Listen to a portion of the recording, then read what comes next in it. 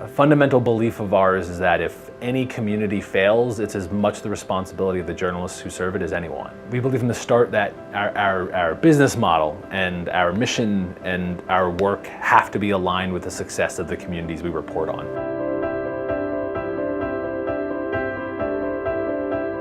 My name is Chris Wink. I'm the co-founder, CEO, and publisher of Technically. When I started my professional journey, I was, like most people, setting out to follow what was an established path before me. Lots of circumstances changed that. I graduated into a once-in-a-generation recession inside an industry that already was in decline.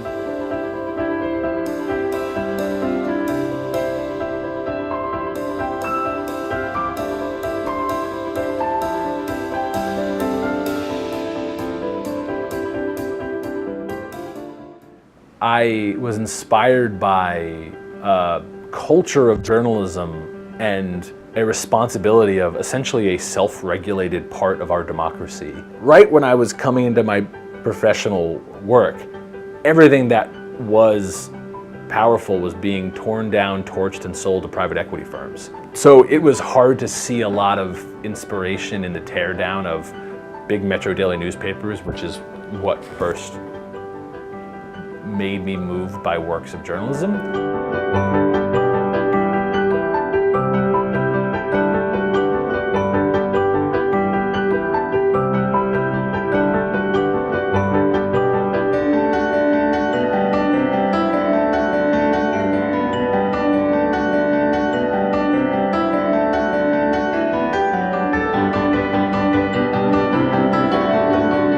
When I moved out of daily reporting, I found the luxury of being able to move closer to those who inspired me. Someone like Liz Dow, who's the executive director of Leadership Philadelphia, taught me the idea that there is no greater gift to someone than a curated, quality, intentional introduction to someone whom they also should work with.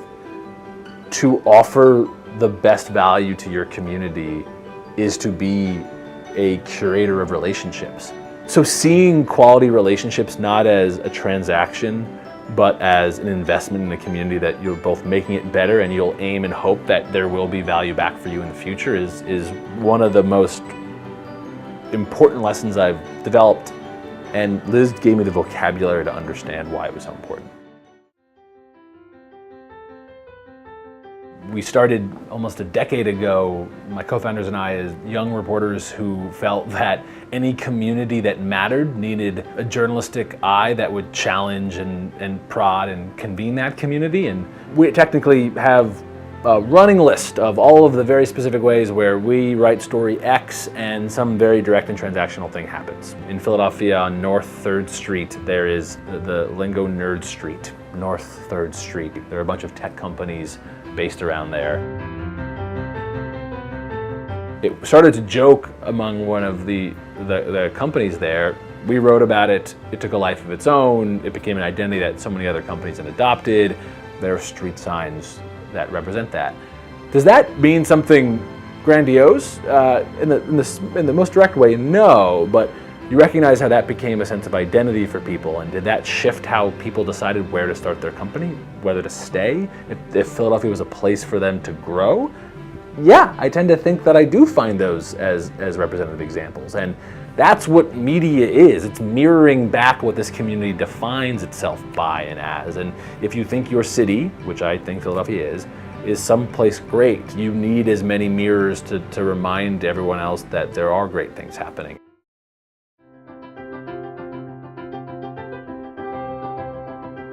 We need more entrepreneurs in the United States, in Philadelphia specifically. That is statistically true. But we need ones who love it and care about it and are there to solve a problem that needs solving. I believe that entrepreneurs are born. I believe that entrepreneurs are bred. I believe that entrepreneurs fall out of a building one day and become one on accident and end up doing pretty good. And if you are that person, please start a company and plan on employing people.